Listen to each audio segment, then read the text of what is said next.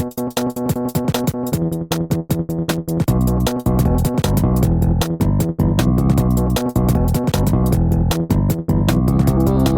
ready then?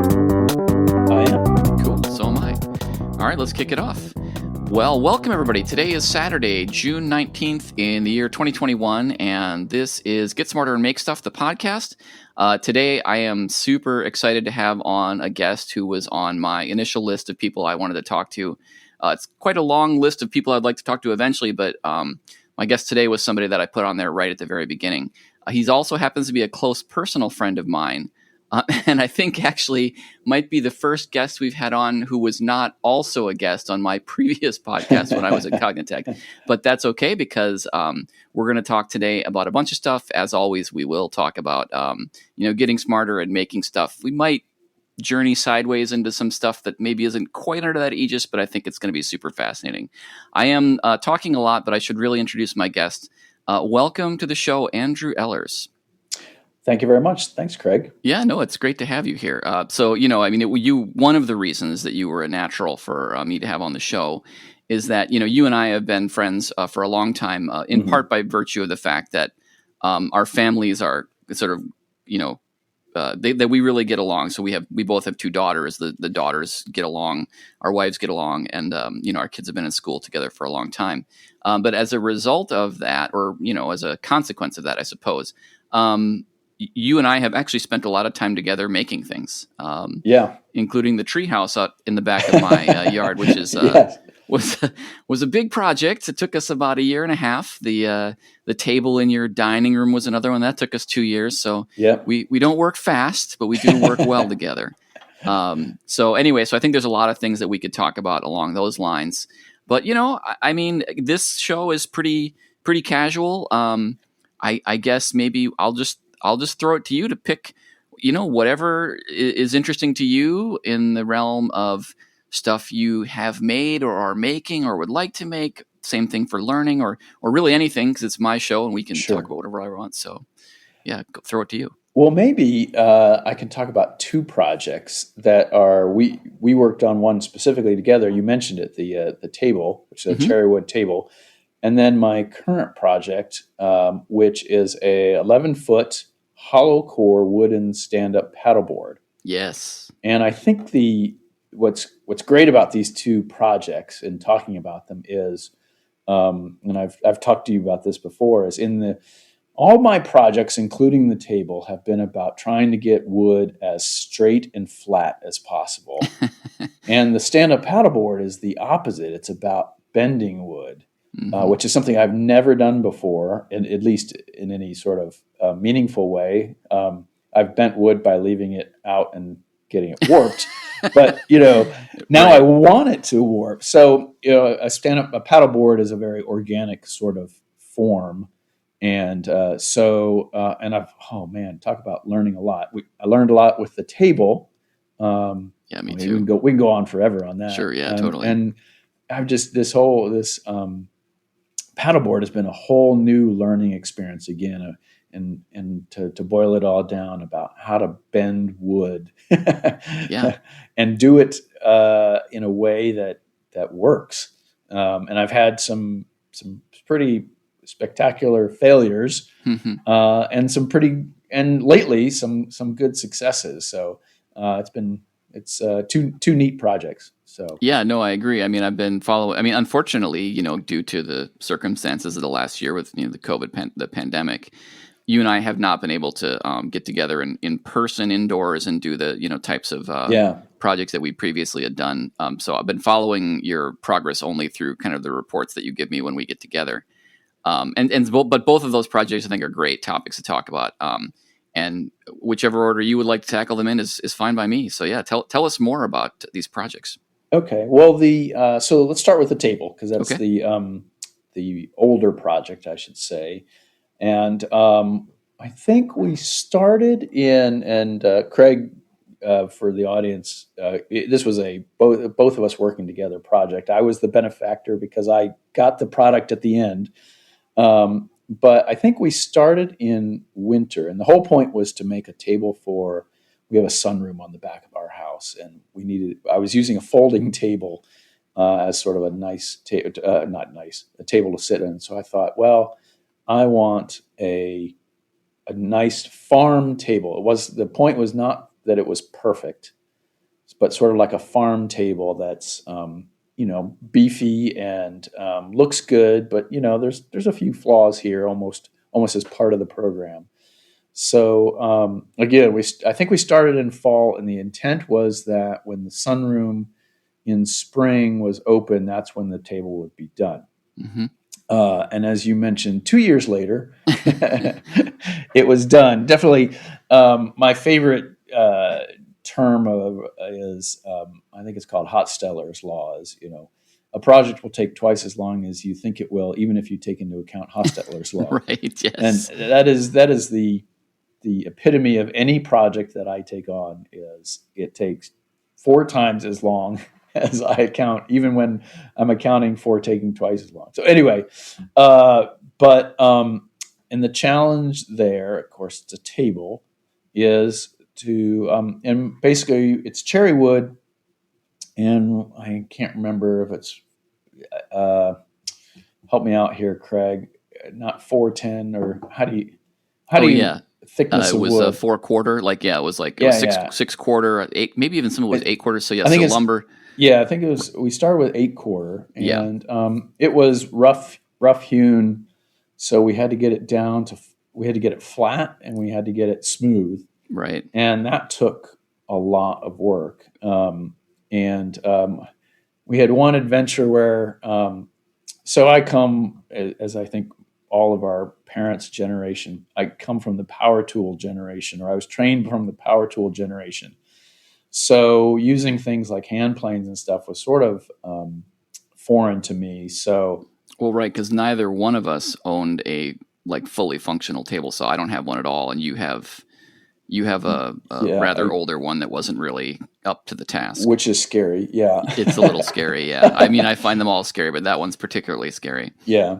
So at one point I was like, I don't know how to do this. So we had one adventure where we took the boards down to a more advanced hobbyist who had a table sander. This guy, he had a palace of tools, right? He had rented some. Did, yeah. Yeah. And so anyway, unfortunately, halfway through the sanding process that he was doing for us, the sander broke. Yeah, this was it was a wide belt drum sander. I think it was like 36 inches wide or something like that. Yeah. It was impressive. So it was impressive, but he all of his tools he had gotten secondhand. He had this giant bandsaw that he got from the old wood shop at Fort Belvoir, which is the Army fort, Army installation not too far from here, when their wood shop had shut down. But he had this belt table, what do you call it? Drum sander. Drum sander is the right word. And anyway, it kept breaking down. Finally, it broke down. But anyway, so I finally had to learn how to plane with a hand planer. I just so if I can jump in there for 1 second, I remember this journey to this. He had rented like an industrial bay, and he had filled it with all these tools, and it was pretty amazing. But I remember, the idea was you could bring your stuff there, and he would, help you with this. But I remember watching him jockey one of these. So an 8/4 board is 2 inches thick. So this was a 2-inch thick piece of cherry, which is a hardwood, so it's relatively dense. They were probably 12 inches wide, and then close to 8 feet long. So it probably weighed 75 pounds. Yeah, each board. Yeah. And this guy is, I mean, he was not the biggest guy in the room, between the three of us. Yeah. He was a fairly small, little bit older than us even. I remember watching him muscle one of these 75-pound boards across the joiner. Yeah. And it's the only time I think I've ever stepped in to stop somebody from using one of their own tools. Yeah, it was scary. I couldn't watch him do it. He was leaning into this thing, and I'm like, dude, if you lose your grip on this, you're going to fall right into these rotating blades. It was terrifying. Anyway, but we got through it. We got your boards, relatively straight and flat, at least on one edge. And then, like you were saying, then you had to get the edges straight. And for that, we decided to use hand planes. Yeah. And that eventually worked. I mean, it took a while. And I will say this, if you have a plane that is set up right on wood that is set up right, there is nothing more satisfying than Yes. planing wood. I could sit and plane, just turn a board into shavings all day long, and it's like Zen or something. I It don't really know, is. but It even makes a nice sound. it does. It Yeah. does, and it's just so satisfying. So anyway, that was a great experience, and we finally that was the tabletop, and then Yes. the experience of the legs was doing it's escaped me. Through tenon joinery, is that what you're thinking? Tenon, joinery, and again, something I had never done before, and had to learn how to use chisels and Yep. And get it all sort of straight. But that was fantastic, and there's just a lot of satisfaction when you get it mostly right. Yeah, no, I mean, it's like any project. It's not perfect, but that you've been at that table, eating with your family on and off, or at least whenever you use that one instead of the other one for several years now. And every time I come over, which has unfortunately been a long time now, I actually go and visit it. Like I got to go look at it. It really is. I'm really proud of it, and you have. I have to thank you a lot for it, but it's really great. I would say the only major flaw, I'll call it a major flaw, is it's just a little bit too high. Yeah, isn't it funny? This is an interesting thing. I mean, I experience the same thing when I sit at it. It's not like a problem, but you're sitting there, you're like, something's a little off. And it's so fascinating to me that things like countertops and tables and chairs, they have very particular dimensions that are obviously driven by human anatomy. So, for instance, if you're sitting at a chair, your legs are going to want to be at 90 degrees. And if you're an inch higher, they might be at 80. Your knee might be bent at 80 degrees, and you will perceive that as being somehow off. It doesn't. Fortunately, we got it close enough that it's completely reasonable. But isn't it? Because it's maybe what? Maybe an inch off of what you would expect. Yeah. And we have two other tables, mass-produced tables, and so I measured them to figure out what the height was. Yeah. Because I'd never even thought of, again, just like you said, that this is sort of a human thing, that the height of the table. And somewhere I mismeasured. I think what it is I was enamored with the thickness of wood, and so the thicker it was, the feet. Right. We got the underside of the table right. Yeah, so the feet are thicker than I think I planned for, and the tabletop itself, I think, is thicker. And so that ended up being maybe an inch, or at the most an inch and a half. But there's this little sense that you're a third grader sitting at an adult's table. I'm making a little bit much of it because it's fine. But there's a reason there's cushions on the chairs that I bought for it, because it holds you up at least another half an inch to get you almost to adult table feeling. Right. So anyway, so that was the cherry wood table, and again, it was fantastic. One of the things also I have to say is a discovery that you made, I think, and gave to me is. My intention with the cherry wood table was to stain it a reddish color. Mm-hmm. And all through the project, you kept saying, don't stain it, don't stain it, don't stain it. And honestly, finishing is one of the things I hate to do. Yeah, you and every other woodworker practically. Yeah, because, well, for one thing, I just don't want to ruin it. After you've put all the work in and then you screw up the finishing, Yeah, the pressure ratchets up, right, the closer you get to the finish line. Yeah, so you told me about True Oil, which is as I understand, it's a gun stock finish. Something to if you're somebody who likes to, you're into guns, rifles that have a wooden stock. This is something you use to finish that, and didn't stain it. Just put True Oil on it, and it has this beautiful orange cherry luster to it now. That's just fantastic. And by the way, True Oil is just super easy. Yeah, it's good stuff. Throw it on, wipe it off. Yep. And rinse and repeat for, I think I probably did on the tabletop. I think I did 5 or 6 coats. On the bottom, I did only 1 or 2. Yeah. But anyway, it was fantastic. So anyway, that was a couple things I learned there. It was Fun project, really was. Yeah. Well, we'll have to put some pictures up of that and the treehouse, which Absolutely. we have so many things to talk about, and we can maybe loop around to that one later. But the treehouse was a super fun project that you helped, and then we put a lot of hours into that thing, and I really appreciate your help. So I hope people don't think that even though you've been very generous with your your praise for my time, it's not like I didn't get it out of you. We put in many hours on this treehouse, which is ridiculously over designed, and we'll put some pictures up, and people can laugh at my eyes being bigger than my stomach on that one. Well, this all started with your idea, and you and I were talking about how we have all these projects that we never get to. Yeah. And you had the idea, and usually it needed another person, at least one other person to help. And you had the idea of, well, why don't we just schedule some time?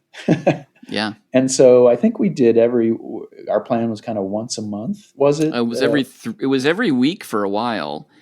And then that was too much as the kids' activities ratcheted up. Yeah. And then we went to every 3 weeks, and then the kids' activities ratcheted up again, and now it's never. Yeah, unfortunately, but I mean, and we rotated. It was your project one week, and it was my project the next week, and that was fantastic. I mean, yeah, it was great. We moved into our house. It's been now close to 15 years, 13 years. And there was a bedroom that I'd always said I was going to repaint. And we'd been moved in for 5 years and had done nothing. And that was just a great way to do it. Was just, okay, we're going to do a project every X number of weeks. And that worked. Yeah. And we're in what my sister calls the tunnel. She calls it's the kid activity period in your life, in which there's no escaping the tunnel. So unfortunately, our project days have not happened in a long time, but we're actually starting to get towards the end of the tunnel here, which is kind of scary. 2 years until both of our older children will all go as well, attending college. Yeah. So anyway. Yeah, so the Project Day thing, I think, actually was recommended to me as an idea by one of our other guests, and it's someone you've heard me talk about a lot, Tim Ewald, who did the same thing with his brothers, and we both kind of observed the same thing that I think many people have noticed, which is that there are many things that go more than twice as fast with two people. Mm-hmm. Right. And so it's if you can find a buddy, a partner for this kind of thing, you will get a lot done. If not just because of the efficiency gains when there's more than one person, but also because, if I know you're coming over on Saturday, I'm like, oh gosh, I better get to Home Depot and buy the paint, buy the wood, buy the tools, be ready so that when Andrew shows up, I'm not wasting his time, that we would actually be doing productive work together. And that kind of driver was, I think, for me at least, more than half of the benefit of us being able to do that. I look forward to. I hope you do too. I look forward to being able to go back and do that again as the family schedules allow someday. Yeah, absolutely. And I would, to add to your, the multiplying effect is also the skill sharing that happens when, for instance, again, I said I'd never done hand planing before, and I think you were a year or maybe less, but you were a few months ahead of me on the learning how to hand plane, and so. Instead of staring at YouTube for hours, you gave me a few pointers and away we went. So I think that also is a benefit to doing the absolutely paired woodworking or paired projecting. And so now you've done steam bending. It was one of the other projects you mentioned, which is actually something I've never done. And so, I could well imagine, when I get to a point where I have a project that requires it, because it's a technique that I'd really like to try out at some point. Tim actually was on the show as well, and he talked about the fact that as his woodworking has progressed, a big thing that he's done is the same thing that you've done, which is to move from mostly rectilinear forms to wanting to work with curved forms. Yeah. And so, that's also kind of a transition I haven't made yet, in part because I've been I've scattered all over the place. I mean, like metalworking and pottery and whatever. But yeah, the fact that you've done this steam bending is going to be something that I will definitely be picking your brain.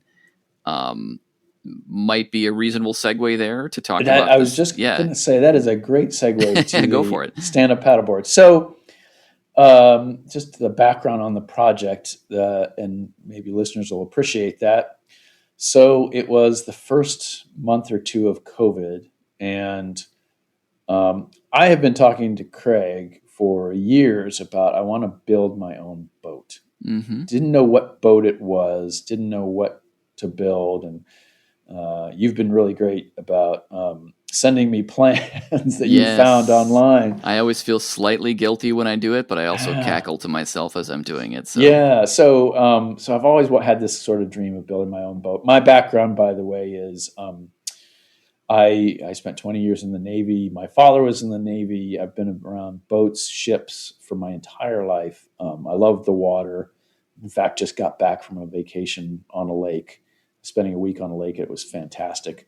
Anyway, so yes, by the way, I want to come back to that because okay. one of the things about you that's really interesting is that you have had some of the most interesting jobs of anybody I know, and they both have to the two that I'm thinking about anyway have both to do with the water and boats and ships. Anyway, but let's continue on the current thread. Sure. So anyway, it was COVID, and I will have to admit this, I was strumming through Facebook, and there was an ad, and it said, "Build your own hollow core wooden stand-up paddleboard," and I clicked yes. And I've been getting ads ever since. But anyway, so what is this company in Austin, Texas, called Jarvis Boards, who will sell you anything from plans to the full kit to assemble a stand-up paddleboard. I kind of went the more minimalist, but not completely minimalist route. So I did not just buy the plans, and I mean, you could buy actually the files, and then you have to go find a printer, and then you have to, or you can load it into a CNC cutter if you have it. I didn't have any of that stuff. So what I did is I bought from Jarvis Boards the skeleton, the frame for the board. It's made of thin plywood and comes in. It looks kind of like if you've ever seen a cutaway of a wing of an airplane where it has a bunch of spreaders and a sort of a backbone that goes down the middle. So anyway, and then they send you what they say is a how-to manual.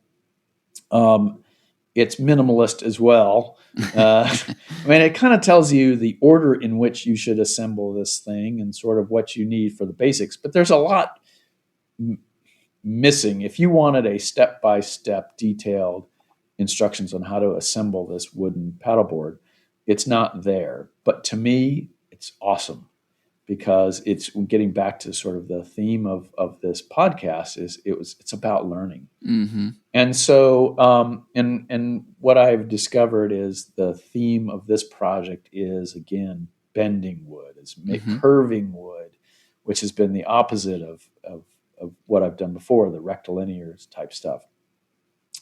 And so how you build this thing, you kind of put the frame together, and the frame is pretty brilliant. They, in their design, they left tabs on the wood frame so that when you assemble it, it has the tabs are a different length, so it gives the natural rocker the sort of the curve of a paddleboard, surfboard, if you will. I see. If that makes any sense. So yes, it does to me, at least.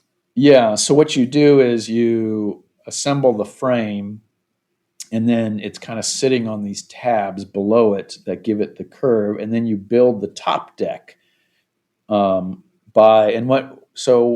what they recommend is strips of wood, of light wood, 3/5 of inch thick, and you just lay it down strip by strip. And they recommend using as light a wood as possible. It is a vessel. Light as in weight, not as in color. Yes, gotcha. Yeah, exactly.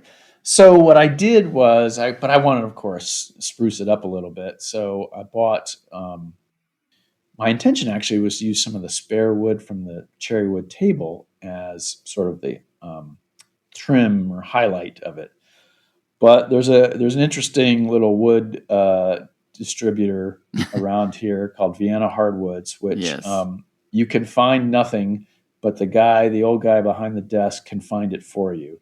And it's a little bit scary. Yeah. In there. They used to be in another location, which was tremendously scary. They moved to a new location, which I thought they would be more organized. They're slightly more organized, but not by This much. place is like a caricature of the, it's just stacks and stacks and stacks of wood with no apparent, or at least the last time I was there, with no apparent rhyme or reason. Right. Yeah. And you might say, oh, there's an interesting board down here, but it's under 7,000 pounds of wood on top of it. And good luck. Yeah. So anyway, I went over there and I found Purple Heart, which is this. Yes. I think comes from jungle somewhere. It's a tropical hardwood. It's an hardwood. Exotic. Yep. And it is literally purple. It is literally purple. Requires no staining to get a purple look. And it's cool. It's very cool looking. Yep. But it's super heavy. Yep. So I had to use the Charles tropical hardwoods are like crazy dense. Like you would think you're holding a bar of iron. Yeah. And so I had to use it very sparingly. And so I trimmed it off with some on either side, just a little trim of walnut. And then the main board is covered in cedar. So strips of cedar, which is both light and pliable and looks good too. Mm-hmm. Got a lot of knots in it. So it takes, it really takes a lot of work to sort of get the right pieces of wood. But anyway, so what I've learned is, there's a couple ways to bend wood. What I call the first way is the brute force method, which is clamp it to something that has the curve you want and glue it and let it sit and just let the glue do all the work. And that worked great for the top deck because it's the clamp and glue works well if it's not too much of a curve, and it's and also you have thin strips of wood or fairly pliable wood. And that worked really well, and I did some sanded it down. Boy, it looked great. But then it came to the edges, on which I guess on a surfboard is called the rails. And so I had to glue or put wood kind of, now instead of being a deck, it's kind of on the sides.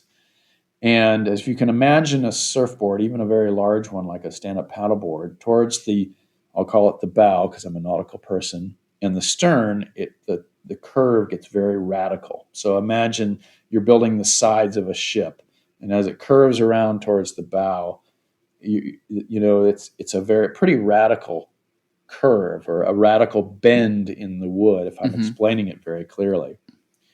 And the clamp and glue method had worked great for me for the top deck, and so that's what I tried. And that was a failure, I'll say, for a couple of reasons. Oh yeah, go ahead. It didn't break. There was a couple issues. One is, so number one is I tried to use walnut on it, and the first board I used was just too thick. And so bending was hard. And so in clamping, the problem is you're trying to clamp on a curve. If you're not doing much of a curve, it's pretty easy to just a straight clamp on on something flat, and then you kind of pull the curve down. But if the opposite side of your clamp is also curved, it was extremely difficult to get it to clamp down. And so I would clamp one side and then clamp the other, and the other clamp would get loose, and it was a mess. And so it just wasn't a very smooth curve. And so I started doing research. Okay, what are the other ways of bending wood? And I think you mentioned this. I have another friend who's built boats, and they said, well, you could steam the wood. Oh boy, that sounds two of my biggest failings in any project is lack of patience and cheapness. Yeah, I hear you on both counts. I rush I do the rush job instead of really thinking it through, and then I also go cheap, whether it be on tools or you name it. And what that ends up being is I end up having to do it again, and so the lack of patience was utterly wasted. It's just wasted energy, and then the cheapness, I end up either buying other tools or having to compensate for the cheapness of whatever it is I'm doing. Well, hey, you got smarter though. Right? Definitely. Although this is a lesson that I seem to continue to have to relearn. I don't know why. Be patient. Yeah, Be patient and buy quality tools is a. Yeah, I mean, it's interesting. I think so. So first of all, patience, yes, like for sure. Like that's a thing that I struggle with a lot, and a thing that I'm going to apparently mention this every single show. But I have a sign on the door of my shop that says "slow," right? And it's really meant to be like, it means a lot of things, but one of the things it means is don't be in a hurry. There's no, like, it's a hobby, right? Like there's no. If it takes us 2 years to build the table, we could look at that as either being a failure because it should, I'm using air quotes here, should have been done in less time, or we could look at it and go, man, that was a great way to spend some weekends for 2 years, right? And I'm trying myself to look at it more in the second way, to look at it as the time that goes in. It doesn't need to produce a completed thing. I'm not charging by the hour, right? Like. Yeah. Or maybe I am charging by the hour, but I'm charging myself by the hour, if that makes any sense. So like I can either get, I guess the way to put it is, I can either get 1 hour of pleasure out of every hour, or if I'm trying to hurry, I can get 20 minutes of pleasure out of every hour that I put in. Like, because if you're in a hurry, you're like, oh, I'm not doing it. So anyway, I'm like I said, any listener that's listened to the podcast before has heard me talk about this already. I won't belabor the point, but I totally hear you on the patience front. On the cheapness front, that's an interesting one for hobbyists like us, right? Because when you go out and you read tool reviews, sometimes they're written from the perspective of a person who's going to be using this to make a living, and they're going to use it, 10, 20, 30, 40 hours a week. And there's guys like us. So I have a compressor. How often do I turn my compressor on? 5-6 times a year. How good does it have to be? Those are great points, because so I bought, as part of this project, I bought a bunch of bar clamps, and most of them are pretty cheap, and they are fine. Right. A professional woodworker would probably cringe, but they are fine. On the other hand, I would say when it comes to hand planes, buy the best one you can afford. Yeah. Because the difference in a quality hand plane is tremendous. Yeah. I have this tiny Lee Nielsen little. It's you could call it a box plane, but it's even smaller than that. But it's my little Ferrari. I could afford. That's what I could afford. Yeah, it's beautiful. And I love that little thing, and it works just perfectly for these little type of jobs. But yeah, so that's a great point. Is there are things that, kind of going the amateur route or amateur tools is just perfectly fine. Yeah. And then there are other things that and it's kind of, it's funny. That's part of the learning process as well, is where do you need to focus, and because if you buy a quality tool, I think you're more than likely going to use it again. If it's a tool that, it's not a one project tool. Yeah. Right. So anyway, So okay, so back to the stand-up paddleboard. Should I try this steaming thing? And sure, you can go online, of course, and there's plenty of folks who share their experience, bad and good, about how to steam wood. And it's, in the age of YouTube, it's fantastic. It's amazing, isn't it? Yeah, I mean, I might have been able to find this in a book somewhere, but yeah, maybe. Maybe, yeah. So I said, okay, I'm going to try this. And you can buy the hardest part of a steam box, a box in which you can, and I'm using that term loosely, you'll understand why in a second. The hardest part of a steam box is generating steam. What do you use to generate the steam? And there are kits you can buy online that are meant to be a hobbyist steam box or a steam generator for a steam box. But of course, these are $100, and I'm cheap. I mentioned this. And they're like, $100 for, I don't know how much I am going to steam wood, really, even after this project. But $100, oh man. But I happened to remember that years ago, my wife had bought a clothes steamer. Like it's this stand which has a tank at the bottom. It creates steam that you can take wrinkles out of clothes. Never worked very well, and eventually it ended up just in our basement storage area. And I've been meaning for years to throw it out or give it away or something, but luckily I hadn't. And it dawned on me, I have a steam generator that I don't have to buy. And sure enough, it worked with a little bit of modification. You're gonna say duct tape, aren't you? I did actually at one point use duct tape. Yes. Duct tape didn't hold too long, but No. but it actually helped me figure out what was wrong. There's this little.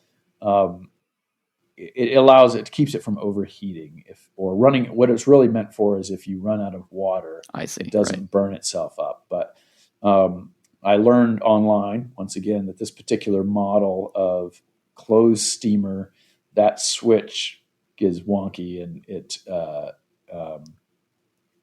just randomly trips. Yeah, well, I mean, the first rule of bodging anything together is clearly to disable all the safety features, right? Well, exactly, and that's where the duct tape came in. Is I tried to duct tape this little switch open.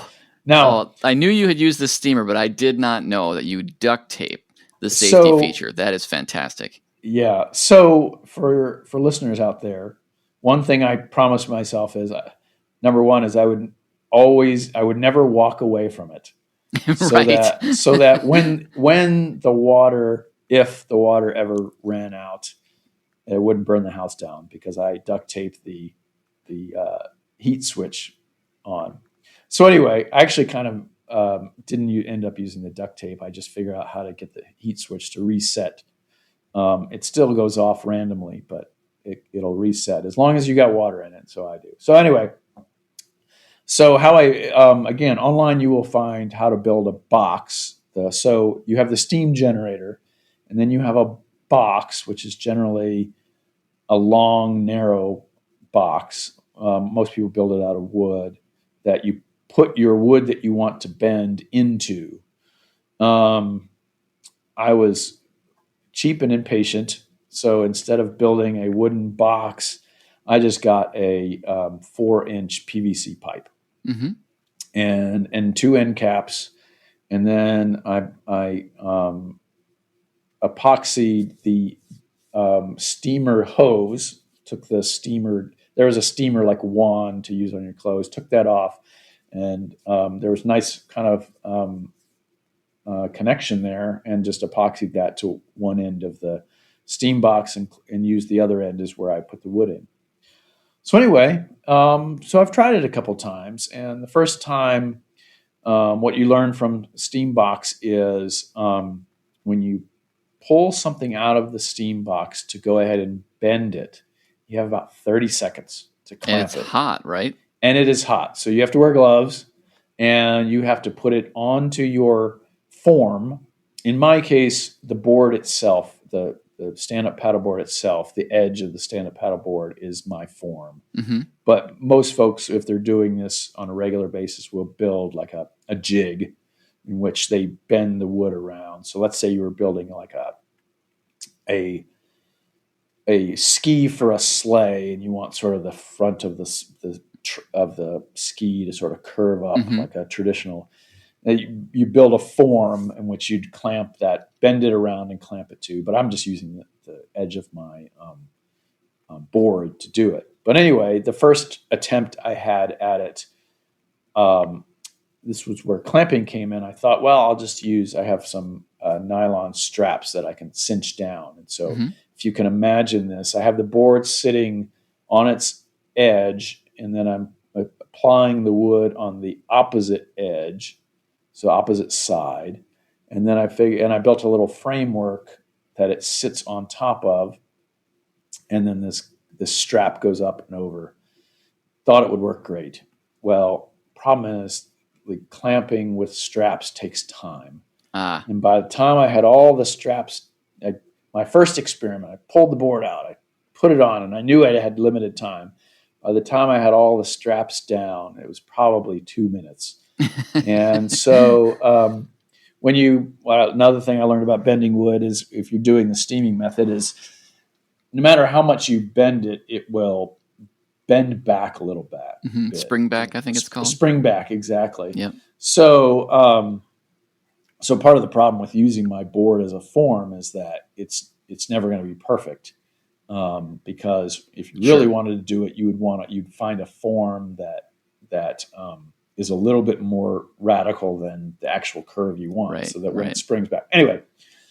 So sorry, I got to ask you. I don't think I've asked you this before. When you pull it out of the steam box, I mean, we all kind of think of wood as being a relatively rigid material. Obviously, if you make it thin, it can be more flexible. But like when you pull it out of the steam box, I mean, how is it a noodle? Is it like noticeably more bendy? Like, well, how much does it make a difference? Is it a lot, or is it more subtle? I'd say very subtle. Oh, okay, and it could be the type of wood I'm using. So I'm using cedar again, which, if I read correctly, actually hardwoods are better than. I've heard ash is an ideal, or can be a good wood for steam bending. I heard that too, which is very hard. Yeah, so it could be the wood I'm using. I don't know. One of the things I've done, and this is again just a recommendation from people who have done it before, is I soak the wood for a good day ahead of time. So I have another tube, another PVC 4-inch PVC pipe that I put the piece of wood in, soak it for a day, and then shove it in the steam box. And when I pull it out, I would say it's a little more flexible than pull it out of the bath or the steam box. Excuse me, pull it out of the steam box. Okay, yep. To answer your original question, I think it's a little more flexible. It certainly feels that way, but it's not a noodle. It's not a wet noodle. And to be honest, I'm usually trying to go so fast because I have 30 seconds that I've never sort of stopped to see, well, how much more flexible is it? Yeah, I will say, I'm sorry. Please go ahead. No, I will say that from a clamping standpoint, I'm fighting it a lot less than when I was sort of dry clamping it. The thing I was going to say is, when you've been, I've heard, these interesting new details you're telling me that I hadn't heard before, but we've talked a little bit about this when we've gotten together, and the thing I've said to you several times is, man, it's too bad that we can't be in each other's houses right now, or at least couldn't at the time. Because this is a great example of, I think, what we were talking about earlier, where there are certain jobs that are more than twice as good with two people. And this sure sounds like one of them. If you look again, if you go online and you see somebody who's showing how to bend wood, more often than not, there's somebody there when they pull the wood out to help them clamp. Yep. So the first one was a little bit of I would say a fail attempt, but it was a good learning experience. So the next time, I went strictly with bar clamps. And part of the hard part with bar clamp, when you're trying to clamp, again, wood at an angle, is what do you clamp to that helps meet that angle? Right. And an idea that I saw that has worked great is, instead of trying to clamp it to the frame that I have built, it's a 2x4 frame, I drilled holes in the 2x4 frame. And it's hard to imagine. I wish I could show a picture, but that one end of the clamp goes in the hole, and the other end of the clamp is what's clamping the bent wood surface. And what that does is, no matter what angle you're at, the hole is providing a surface to clamp against. Right. I'm doing a terrible job. No, I can picture it. Well, we can also post a picture on the show notes when I put it up. We can get a picture of that, as people that are having a hard time visualizing it, come back to the site and take a look. But I'm following you. So anyway, that's a trick. And So my second effort was, a huge advancement. And what I've done is I bend it first, and hold it clamped in the bend position, and then I go back and glue it, or take all the clamps off, apply the glue, and then re-glue it back down. And again, with that spring back, it's not a perfect. I'm not just laying it there and gluing it on. I still have to re-clamp it, but I'm fighting the wood a lot less because I'm trying to bend it half an inch, not 8 inches. Right. Yeah. So, and as we all know, just that's a clamp will do that spectacularly. So anyway, it's been fun. That's where I'm at right now. Yeah. I have not finished the rails yet. But by the time I finish, I'll be good at this. So you have more steaming. Yeah. Yeah, exactly. Well, that's the way it works, right? And so you have more boards you still need to steam and bend in place. Is that correct? Yep. So I've applied 3, and I have 3 more to go. Awesome. So, and each step is another step in that direction. So yeah, it's fun.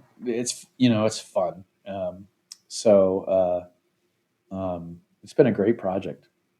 Yeah, really cool. I'm definitely looking forward to. I've only sort of seen pictures of the of what you've done so far, and like I say, we can, if you are willing to share, we can put some of those up on the sure. post for the show. Yeah, I'm absolutely. really looking forward to seeing the finished project. I think the accents that you've added with the Purple Heart and the what you've done, just the natural variation in the grain of the wood. It's going to look really pretty, I think. Well, I hope so. What I'm looking forward to with some trepidation is the float test. Yeah. It's a tad heavy, but I haven't finished sanding it all down, so that'll actually take some weight off. But it's a tad heavy, so I'm hoping that it's a paddleboard and not a submarine. Right. Well, it'll look good mounted on a wall if it comes to that, if you have to do that. But I think it'll float. I feel like you've been describing to me, and there's plenty of guidance, like you said, from the company. There's every reason to think it'll prove water worthy. I hope so. I intend to use it. And, it's not a piece of art, so we'll see how it goes. Cool. So yeah. Awesome. That is so cool. I'm just. I really do want to talk about your jobs. You have had such a really interesting career. It's our set of careers, really, like your time in the Navy. You've told me some great stories there, and your current job actually is also super interesting. So Andrew is an investigator for the NTSB, the National Transportation Safety Board.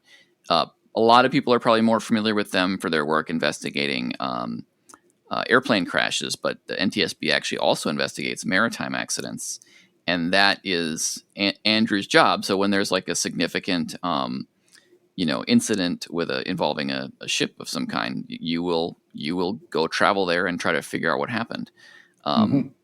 So there's a ton we could talk about there. I wonder if there's any. Maybe start with this question: like, when you tell people what you do, or talk about what you've done in the Navy, what types of things do people want to know? Maybe we can just use that to kind of drive a little bit of, because I just think it's really interesting, and I want to share it with people. Well, thanks. So I've had 2 of the best jobs in the world. I really have. My current job, as you said, at the NTSB as a marine accident investigator, and then my time in the Navy. It's just I've just been very lucky to have really cool jobs. But I guess starting with the NTSB, my daughter asked me kind of, how would you describe your job? And I fumbled around for a while, and she said, well, so you're kind of like a detective. And I said, yeah, that's exactly it. Mm-hmm. I'm an accident detective. And, it's an amazing job. I for a brief period between my Navy career and my NTSB career, I worked at a university in something completely unrelated to ships and boats and stuff. And Yeah, you I do met, that boring crap that I do, right? Manage computers. well, I was the administrative officer for the people that manage computers. So I'm joking. administrative,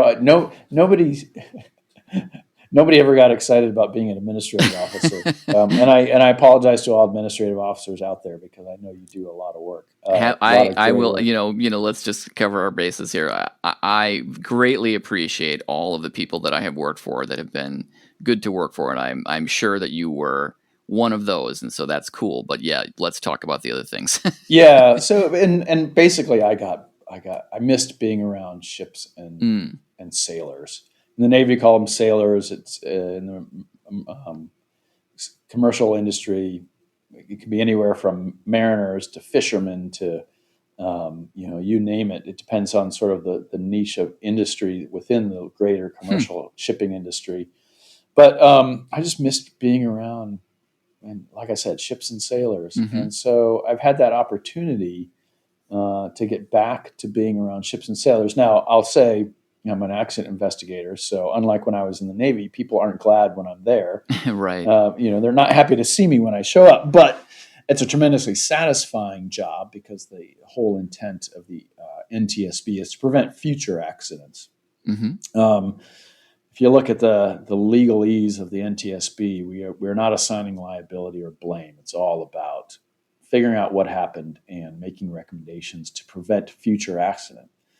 And that's a tremendously satisfying thing to be involved in. Yes, this is so sorry, just a side note here. This is a really, really interesting thing. Like if you look, so there's a great podcast that I highly recommend to anybody. It's called The Professional's Playbook. It's actually by a F-35 fighter pilot for the Air Hmm. Force. And he often talks to fighter pilots, but not always. Today he was talking, the episode I was listening to today, at least, he was talking to a person who is involved in the field of industrial robotics. But the premise of the show is, sort of people who are performing at the very peak of their ability, right? Who are trying to be the best that they can, who are trying to be world class. And you look at the NTSB and you look at aviation, and particularly look at military aviation. I think is especially this way. And you've had some contact with Mm-hmm. military aviation.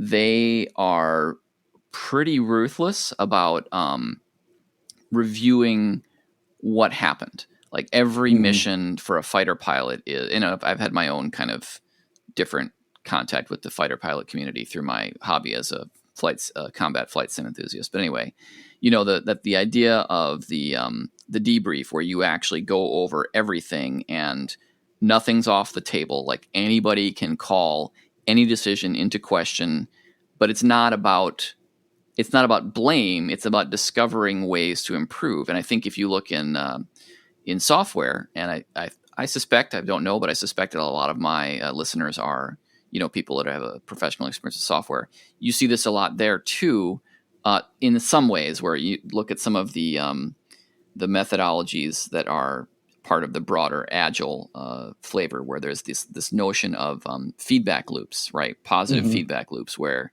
you bring information about what is happening, good or bad, back into the decision process as often as possible, so that you can hill climb. I guess is it in the optimization sense, your way towards a better solution more quickly. Yeah. And so I don't know. I just find that, like, I mean, you want to talk about learning and making things and getting better and stuff. I think what you're involved in is that right? Is like Right. that we Yeah. have to do this. We have to look at the mistakes and figure out like how can we do better, and then act on them. Obviously, that's the important part. Yeah. Not beyond just learning. Anyway, so sorry. It's just a super No. interesting side note, I think. Well, you touch on something. I think the aviation community, and I'll say that very broadly, everyone from airline pilots to Mm-hmm. commercial aviation to military, they are better than I think any other Yeah. or industry, if you will. And it's because the consequences are so great for failure. Um, so they are much better at the self-evaluation, in the military in particular, whenever there's an airplane crash, there are two investigations that happen. There's a safety investigation and a performance, we'll call it a performance investigation. And the safety investigation and the performance investigation are completely separate. And the intent is, you might say a finding of fault, but when I say performance investigation, the intent is the safety investigation is all about figuring out what happened and preventing it from happening again. And there's no repercussions. None of that evidence is used to prosecute somebody. And so that, again, the output of that is a safer aviation. And all the other transportation industries in particular have tried to adopt that to varying levels of success. So one of the things in aviation that's a very institutionalized thing is called cockpit resource management. So there's a captain of the airplane, there's a first officer, and maybe an engineer, depending on the airplane. Well, cockpit resource management says every piece of information needs to be part of you have to use everything to understand a situation. And that includes if somebody who is the junior person in that trio or whatever sees something wrong, they not only should speak up, they have an obligation to speak up. Mm-hmm. They're required to. And there are accidents where tragedy has been either mitigated or prevented as a whole because the junior person spoke up. And in the marine industry, they've tried to adopt that. It's called bridge resource management. But one of the things that the marine industry fights is tradition. Now, aviation is 100 years old, a little less than 100, or a little more than 100 years old. Seafaring and the role of the captain is thousands of years old. Right, yeah. And this sense that the captain knows all and should not be questioned, knows all, sees all, is something that it takes some effort to challenge that. In the military and the Navy where I came from, that's even more potentially difficult when you have actual rank involved. But a great running bridge on a ship or a great running cockpit in an airplane is dependent on everyone sort of contributing, no matter what their level of seniority or experience, whichever. So a little bit of a tangent, and sorry, but that's it's interesting. That really is the role of the NTSB is to do this. How can we do this? Think of this. How can we do this better the next time? We have a tragedy on this side, but okay, how do we prevent it? And again, I'll go to aviation again. Relatively speaking, there are almost no major airline accidents anymore. Yeah, there hasn't been one for a U.S. carrier in, I want to say, 12 years.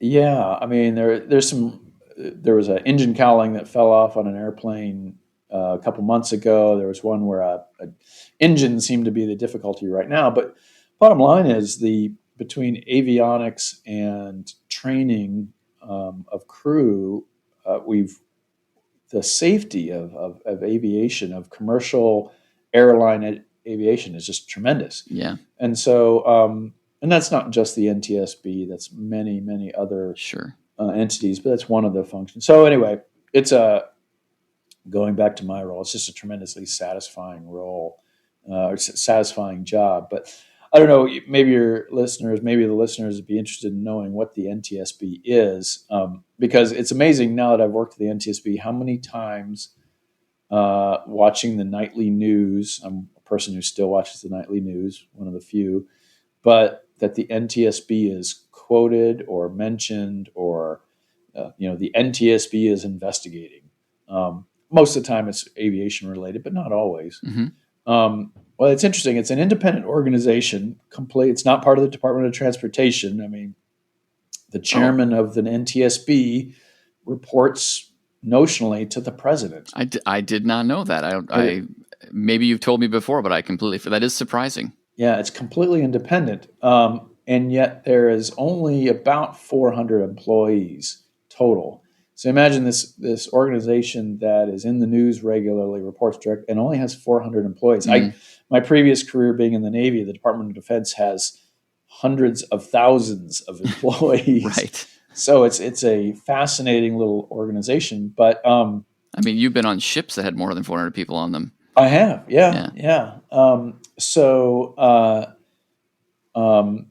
The people that go out into the field and do the investigating generally are people who have an expertise in that form of transportation. So, for instance, again, myself, I spent 20 years driving ships in the Navy, mostly on destroyers. You mentioned a ship with more than 400 people. I was assigned to an aircraft carrier, or at least a staff embarked on an aircraft carrier, another totally different part of the Navy. Yeah, super interesting. We could talk. We'll maybe come back to that, but go ahead. But most of the folks in our office are either former ship captains, whether it be commercial or otherwise, or chief engineers on ships. In the aviation side, it's former pilots and stuff like that.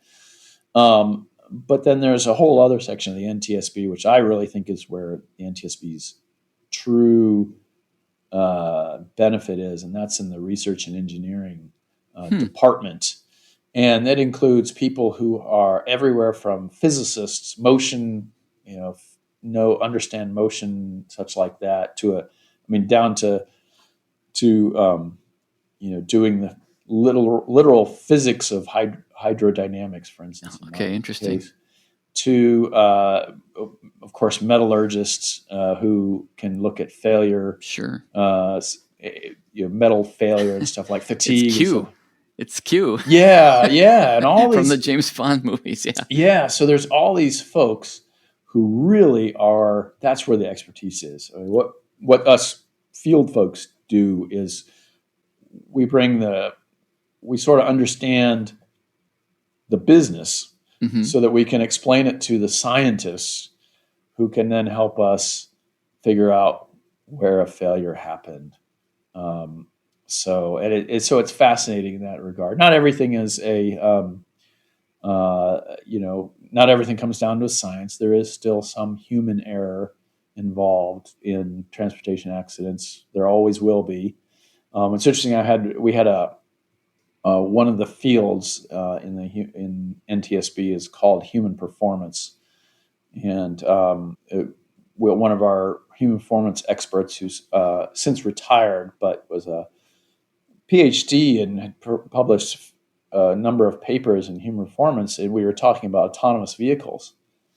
And he said to me, I mentioned that self-driving cars maybe will have fewer accidents. He said, we won't have fewer accidents, we'll just have different accidents.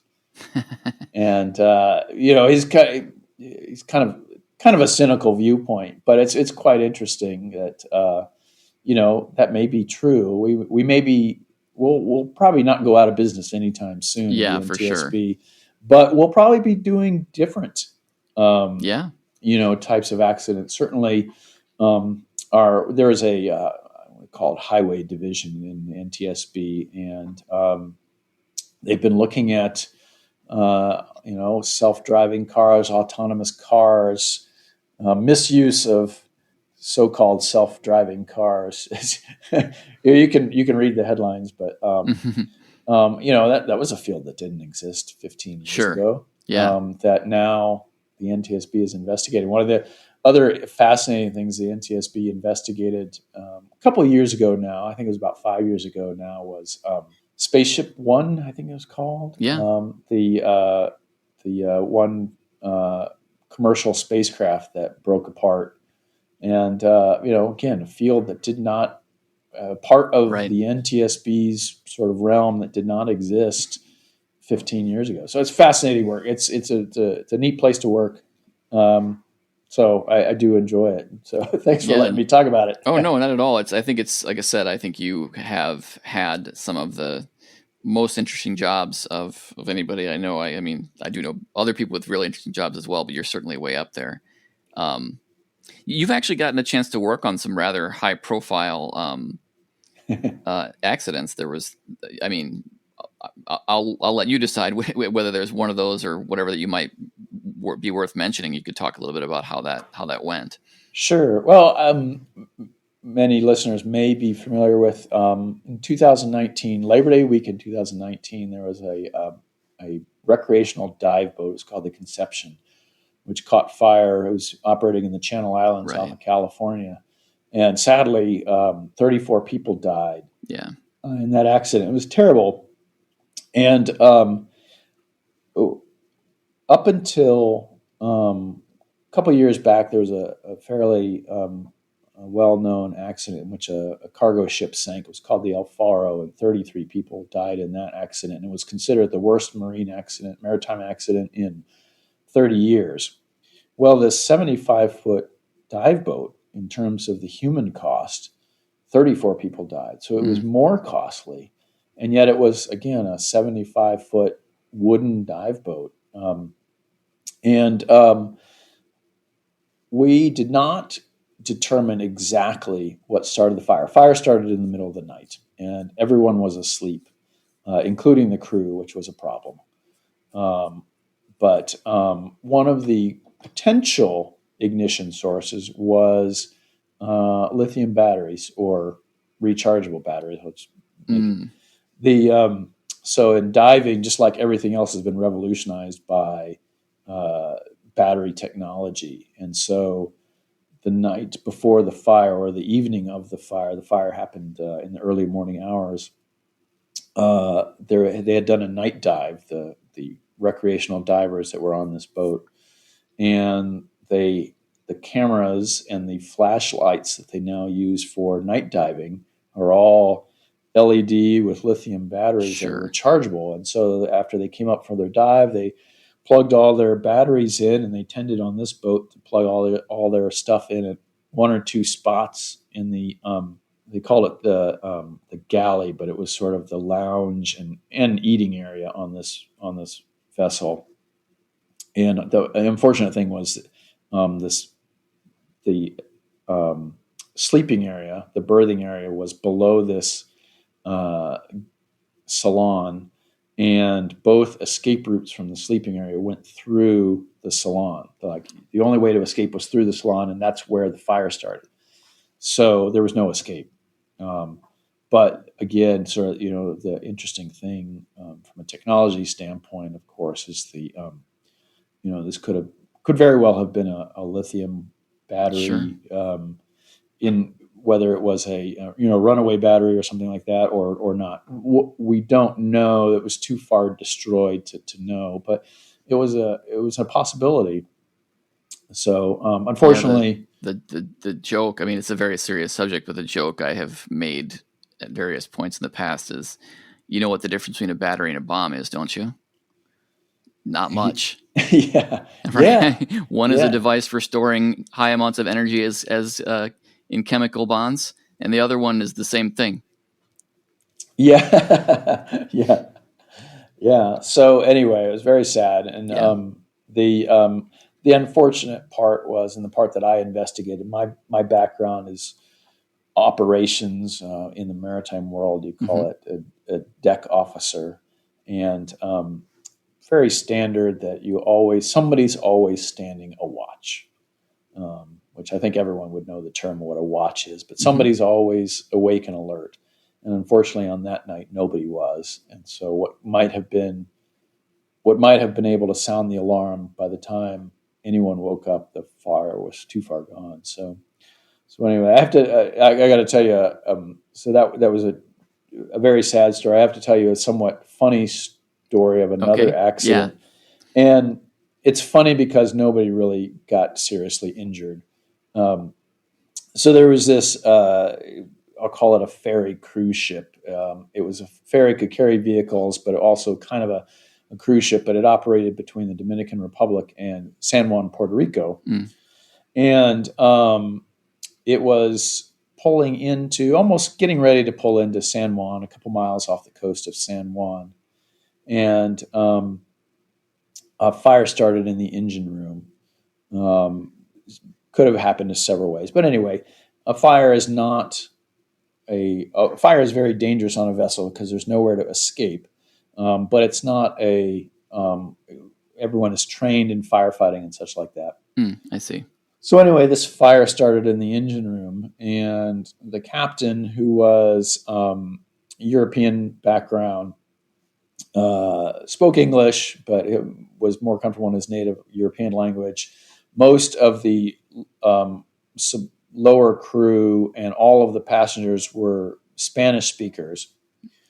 So he decided, because there was smoke starting to form in the passenger area, so people were getting worried, he decided to go ahead and make an announcement that there was a fire, and they had a script for this kind of thing. There's a fire, the crew has got it under control, don't worry, don't panic. And they had the scripts, all the scripts were in English and in Spanish.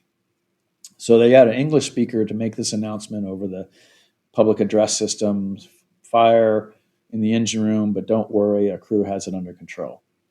Then he passed it to the Spanish speaker, who, instead of speaking the same script in Spanish, skipped down to the next announcement, which was, the fire is out of control, everybody abandon ship. Abandon ship, oh no. So the crew who was fighting the fire heard this and said, okay. So they put down their fire hoses and walked out. So the firefighting stopped. So anyway, luckily this vessel was 3 miles from San Juan and put out a mayday, and all of San Juan who owned a boat headed out. Good Samaritan vessels, tugboats, everything. Yeah. And a lot of goofy things happened. For instance, cruise ships have something very similar to the inflatable ramps on an airliner that you've probably seen if you've listened to the safety brief at the beginning of an airline. But the little ramps, the slides, and cruise ships have the same thing. It's called a mass evacuation or marine evacuation system. Anyway, but these are, because it's from the side of a cruise ship, they're much longer slides, but they're these inflatable things, just like on an airplane. Well, they hadn't trained very well on how to deploy these things. They didn't deploy them very well. And so it didn't inflate correctly. So it kinked right in the middle of the slide. So instead of having a nice, casual, I don't know what angle slide down, people had a very exciting slide until they got about a third way down, and then it stopped. And so if you can imagine, the slide was in an L shape. And that's where the injuries that there were, a couple of twisted, and I think there might have been a broken ankle from the very adventurous slide that many of the passengers got. But luckily, and amazingly, this vessel just drifted, and there's rocky shoals all over, that area. But somehow this ship just sort of drifted onto a nice sandy sandbar. And so 3 days later, they just kind of towed it. The fire continued to burn, but they just kind of towed it into port, and some firefighters from shore put the fire out, and that was it. It's like just some sort of Gilligan's Island spinoff. It was a comedy of errors that I don't know how everyone survived, but thankfully they all did. So in hindsight, it was a comedy of errors, really, that this happened. So worst anyway, that's amusement park ever. Exactly. Yeah. Exactly. So if you wanted a bad episode of The Love Boat, this was it. There you go. So anyway, that was one of the, in hindsight, more amusing accidents that I worked on and had fun with. So that's good stuff. Anyway, yeah. Well, Andrew, we didn't even get to talk about your time in the Navy. I will tease people, because we're going to have you back on. I will tease people to say that, Andrew actually was the commander of the USS Cole, which I had a chance to tour with him as my personal tour guide, which was every bit as cool as it sounds. And his job was doing that and other things for the Navy was also super cool. Maybe we can, we should definitely have you back on and talk about that some other time. But I feel like we maybe should... I always feel a little bit bad. I feel like somewhere out there, somebody has made their drive home from work and they're sitting in their driveway and they have to go to the bathroom, but they want to hear the end of the show. I feel like we should, have a little mercy on these people and leave some for later, as it were, if that makes sense to you. Yep. Yeah. Cool. Well, I do Sounds always like good. to pause before we plunge on to the last question and say, hey, is there anything else? Like sometimes like a guest will say, oh yeah, I want to come back to that thing we said, because it would make sense to kind of do that while we're together. So anything else that we should talk about before we jump on to the final question of the show? Oh boy, I can't think of anything right now, but of course I'll think of something. It's fine. 5 We'll come minutes back from on. now. We'll do it again. But this is also a lot of fun. Cool. I'm glad you think so. All right. Well, I do have one more question for you. I did warn you about at the beginning of the show. It's the question we always end the show with, which is to ask our guests for a piece of advice.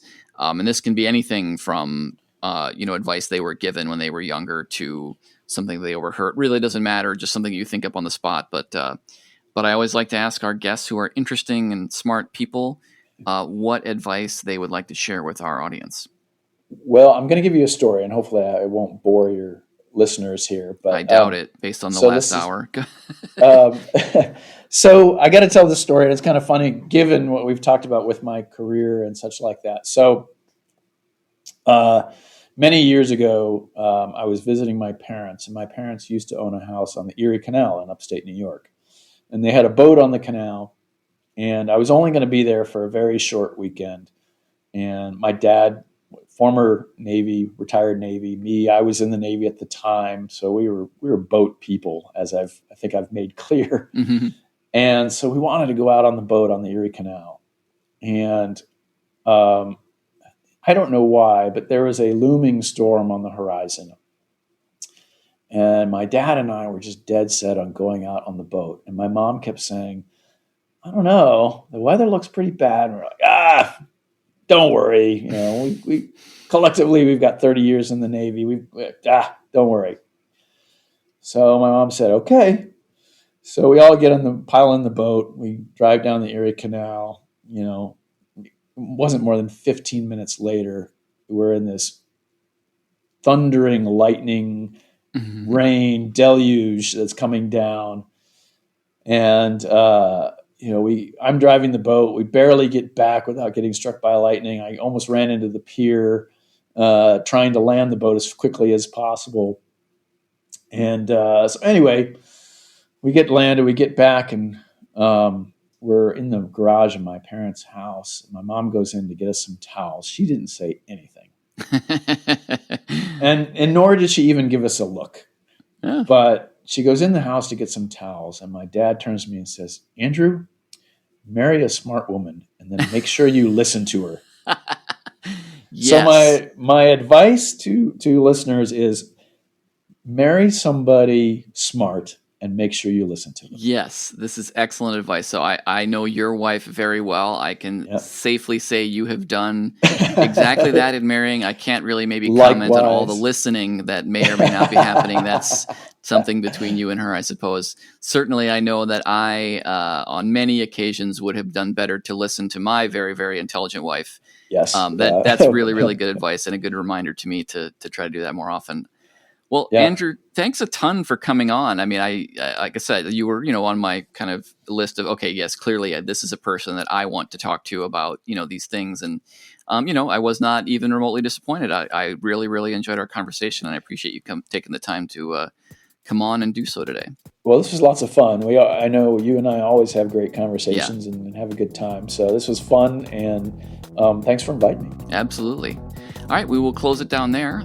Thanks to our listeners, as always, for listening. This has been Get Smarter and Make Stuff.